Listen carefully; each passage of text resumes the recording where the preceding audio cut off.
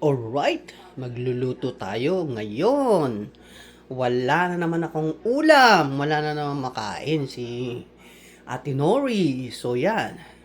So nagayat po tayo ng bawang, sibuyas at kamatis, konting oyster sauce at ito ang ating main ingredients, ang ating pink salmon at ang ating spinach.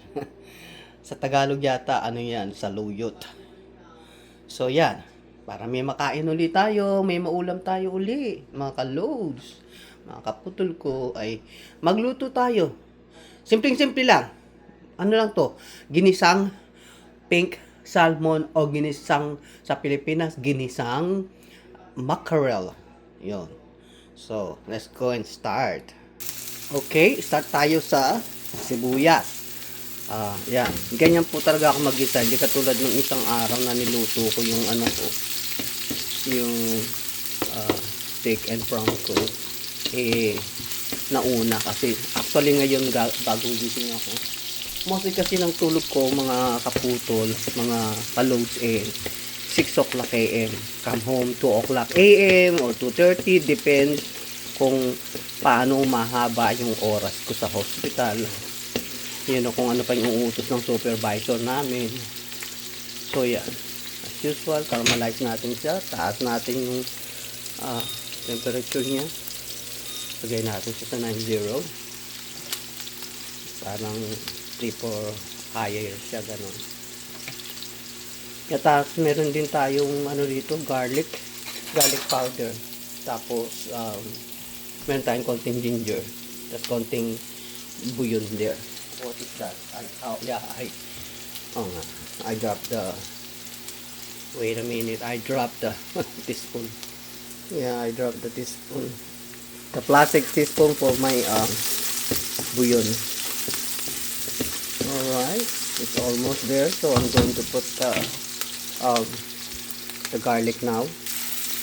There you go, there's the garlic. So, combine it the way the garlic will not burn. Kasi pag hindi mo kinumbine kaagad dyan, madaling masunog yung bawang. The garlic will burn so easy. Let's just caramelize it for a little bit more. Yeah. Sabi ng pamangkin kong si Justin, Tita, bakit di kaya ta gumagamit ng ano mo, tripod o something that's called, nanonotice niya kasi ano rin yan nagbi-video rin yan. Ang sabi ko, lahat ng gamit ko ay nasa Pilipinas na, pinadala ko na. May ginagawa lang ako, marami lang ako inaayos dito para makauwi for good sa Pilipinas, kaya yun. So sabi ko wala na, so I think he can notice na I'm just holding my my cell phone and I'm using my cell phone. I don't have that kind of a camera na usually vloggers use. So I'm just using my cell phone. Let's combine the tomatoes again. There you go. Yeah. Yung mga yan, yung mga bawang, sibuyas, kamatis, red chili, yung mga yan, mga ano yan, yung mga fundamental na ingredients natin kapag tayo nagluluto. Yeah, yung sabi ko na na nagigising ako ng, usually pinakamaagang gising ko 12. Pero pag Saturday nagigising ako 2 o'clock p.m. kasi nga dumarating ako ng Saturday morning ng mga 2 to 3 a.m.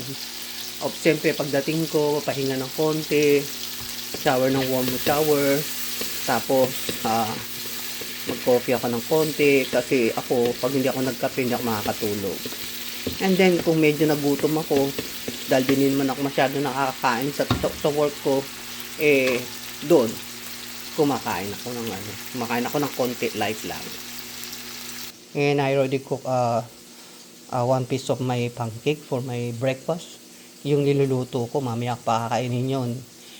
Siguro mga 6 or 7 o'clock. So, ito ang magiging pagkain ko mamaya mga 1:00 o 2:00. I don't eat. As soon I get up, I don't eat. Kasi ayoko, hindi ko siya habit na kumain kaagad. Parang pinapahinga ko yung tiyan ko. Okay, let's cover it for 1 minute or 2 minutes. Para yung, again, yung sinasabi ko na yung kamatis natin, makuha natin yung pinaka-sauce niya. Okay. After 2 minutes, let's just open it. Alright. There you go. Yan, medyo ano na siya. Makita nyo na naman ulit, di ba? Kasi pagka tinatakpan natin yan, lalambot yan. Actually, yung tatay ko kapag nagluluto siya ng kamatis, hinahantay niya talagang ano yan, yung mag-roll up yung skin. But me, I'm not gonna do it. But I'm just gonna caramelize it more. Palambutin pa ng konti para hindi siya masyadong ganun ka ano. Iba naman kasi pag sariwa, pag fresh yung kamatis na kinakain natin. So, 1 more minute. Just cover it again. 1 more minute, guys. Okay, after 1 minute, open it again. Alright. There you go. Okay na yan. So, ipot natin yung ano, yung garlic powder. And then, a little bit of, a little bit of ginger. Ground ginger, yeah. Para mawala yung lansa nung ano natin, macaron natin, o pink salmon natin. There you go.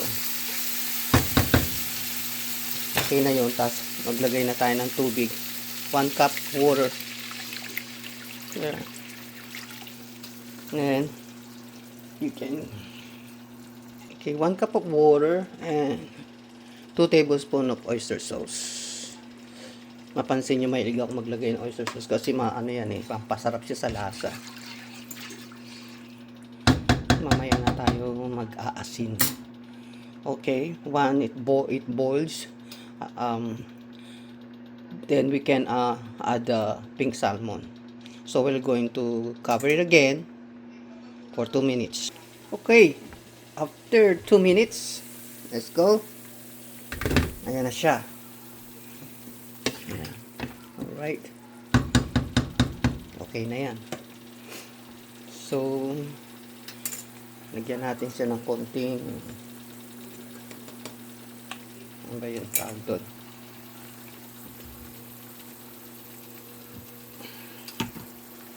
Lumamoist. Okay. Halo lang natin siya ng konti.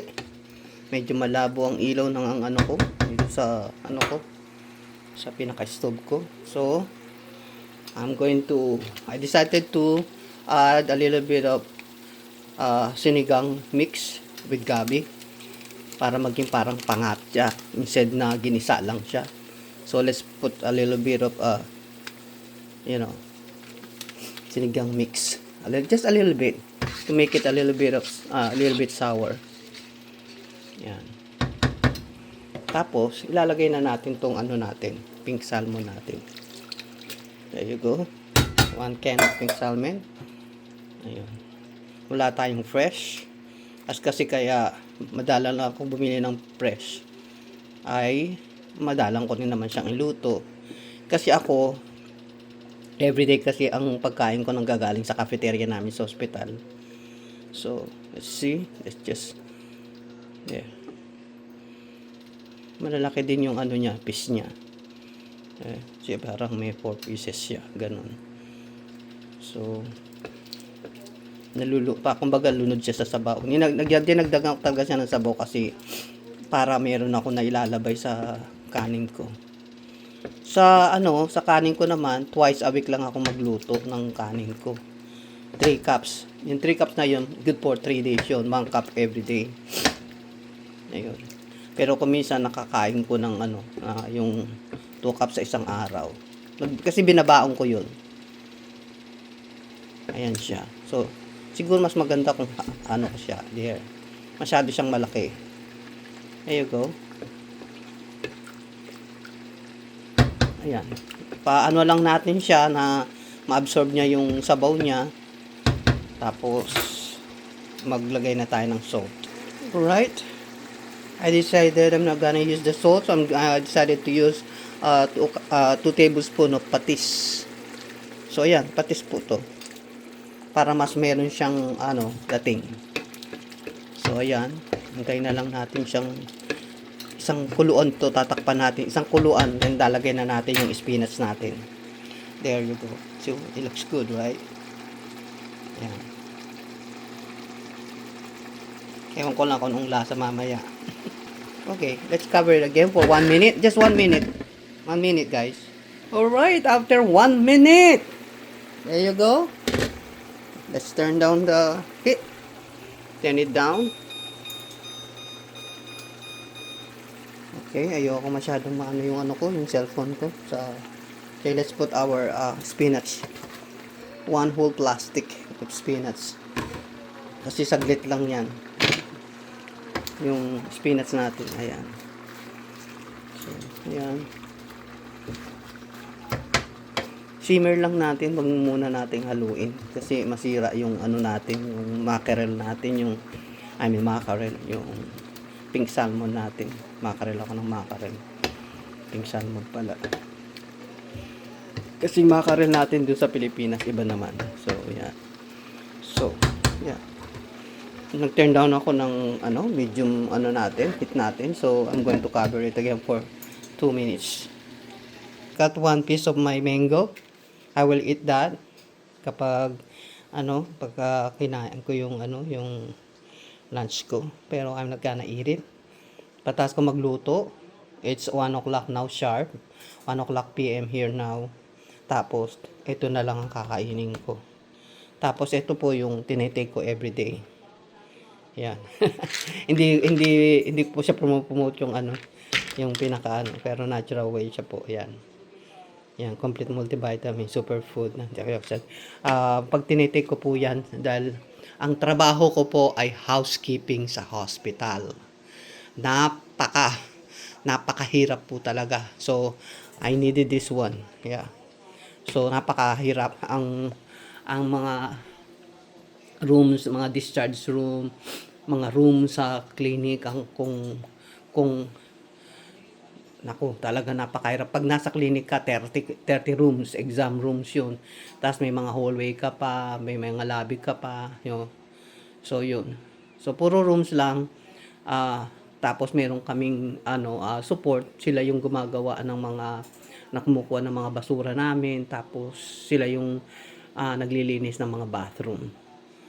Puro kami mga room, exam rooms, discharge rooms sa ICU, MSP, ER, surgery, and saan pa ba yun?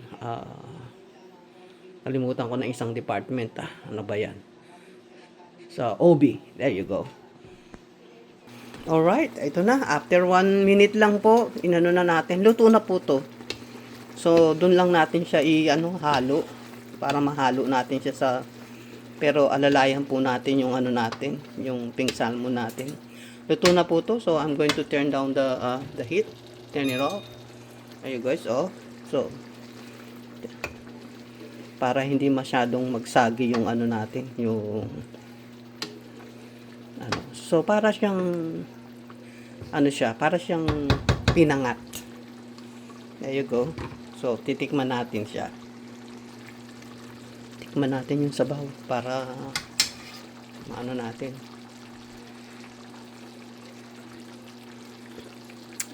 Okay na. You see? Kaya yung oyster sauce natin, lagi ko siyang kino-combine sa mga ganyan. Sa mga pinakbit, pansit, saan pa ba? Sa adobo, lalo na sa adobo. Sa yung sa barbecue, na binabarbecue mo lang siya sa kawali. Yan. Pag namamarinate ako, nilalagyan ko rin siyang ganun, 2 tablespoon o ano. Marami siyang gawi yung na yan. Yung oyster sauce na yan. So, ayan, tapos na po tayo. Luto na po. So, ayan na po ang ating finished product. Ang ating ginisang pinangat na natin, red salmon or pink salmon. Ayan. So, ayan. Ayan yung pink salmon natin. Ayan, ito yung spinach natin. Ayan. Napakasarap. Tapos, kanina dapat igigisa ako lang siya pero na-realize ko mas gusto ko pang lagyan ko siya, gawin ko na lang siyang pinangat. Pinangat na pink salmon. So, ayan. Ayan. So, i-taste po natin siya. So, tikman natin. Tikman natin yung finished product natin. Kung anong turn out niya. Mamaya natin to kakainin, babaunin ko po to. Tikman muna natin yung pinaka main ingredients natin, yung pink salmon po natin. Ayan. Ito po, yung pink salmon natin. Tikman natin. Isa. Isa. Mainit. Ang sarap niya. Ang sarap niya sa kanin. Ang sarap niya. Dahil nga siyempre dilata po siya. Napaka-tender na po niya. So, ayun. Tapos with spinach siya. Ang dami ng spinach. Nakita niyo po isang bag na plastic po nilagay ko. So, yan. Tapos ang sabaw niya, ang sarap. Buti na lang naglagay po ako ng maraming sabaw. So, kahit na maubos yung pinaka ingredients niya, yung ano natin, yung salmon natin meron pa rin sabaw na ilalabay ko. Gano'n naman ako kapag may mga natirang sabaw, hindi ko siya tinatapon. Sinesave ko yun. Tapos, pag wala akong maulam na ano ko, ano ko lang, nilalabay ko lang sa mainit na kanin. Tapos, presto na, okay na sa akin yun. Pag mag-isa ka kasi, sarap niya. Pero hindi na, pwede ano. Masarap siya. Lalo na yung sabaw. Yung sabaw, tama-tama lang yung inilagay ko. Siguro yung in-sprinkle kong ano na yun, na sinigang mix na with gabi. 2 tablespoon lang siguro yun. Kung talagang ginamitan ko siya ng tablespoon.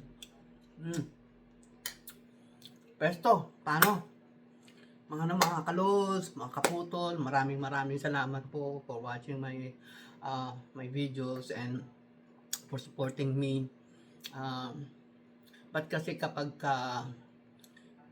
bumalik na ako sa Pilipinas, medyo i-mix ko siya ng pagluluto kasi I love cooking. But what I wanna do is to continue what I did before nung umalis ako, is helping people, yung pumunta ako sa ibang mga lugar, nakikipag-coordinate ako sa mga barangay, na alam ko kung sino yung mga doon sa barangay nila, kung sino yung talagang mga dapat tulungan. Then nagpapak po ako ng mga bigas, mga groceries. Tapos dinadalaw ko po sila ng isa-isa. Nung pandemic din po, ang ginawa ko po nung pandemic, dahil nandito po ako, yung anak ko po ang nandoon. Siya po yung nangangalap sa Facebook na kung sino yung nangangailangan ng mga katulad ng diaper. Kasi nung panahon po ng pandemic talaga, kawawa ang mga kababayan natin, hindi sila makalabas. But ang anak ko naman nakakalabas naman siya. Kasi may mga kakilala rin naman siya. Kaya noon that time, kahit sa isang lugar, napupuntahan pa rin niya yung mga tita niya para maibigay yung mga namin, yung mga support ko para sa kanila, kasi ilang bonding yun, ilang rin, hindi sila nakakalabas dahil nga sa pandemic. Tapos, so yun ang ginagawa niya, nangangalap siya, tapos PPM siya, i-chat siya nung napili niya, kasi siya meron kasi ako niyan, sa barangay namin, sa anong barangay nyo, doon siya magse-search yung anak ko, tapos pipili siya and then i-chat niya. Tapos, hihingi siya ng katunayan na, yun nga, yung mas karapat dapat siyang tulungan. So, yun. Yun ang ginawa ko noon, nung panahon ng pandemic. Aside from my siblings, aside from my, sa mga, ibang mga kamag-anak ko, ganun ang pinagawa ko sa anak ko na tumulong. So, from Facebook. Iba yung sa kapitbahay namin, kasi sa kapitbahay namin talagang yun, na yun, given na talagang meron at magbibigay. Pero yung sa mga iba na paano maka-reach out sa iba, yun, pumipili yung anak ko sa Facebook. Tapos pinakikita niya sa akin, ito. Okay, go ahead. Yun, tapos yahatin niya, makipagkita siya. So, napakaganda. Yun ang talagang gusto kong gawin, which I already did it before. Bata-bata pa ako, maliliit pa yung mga anak ko, ginagawa ko na yun. Wala pa po tayong vlogger, wala pa tayong mga ganyang mga ginagawa natin yan. barangay lang po ang nilalapitan ko para makita ko. At syempre, hindi ka naman papasok sa isang barangay, sa isang community na wala kang na pagpapaalam sa isang barangay para meron ding aalalay sa'yo pagpasok mo sa isang lugar para kahit papano safety rin po yung yung safety ka rin po, ganun. So, paano po? Maraming salamat po sa mga support nyo. Salamat po ng marami. Saludo po ako sa inyo, sa ating mga OFW, sa ating mga nasa abroad na nagtitiis para sa ating pamilya. Maraming salamat po. Mag-ingat po tayong lagi. God bless, tomorrow is another day. Maraming salamat po. Bye-bye po.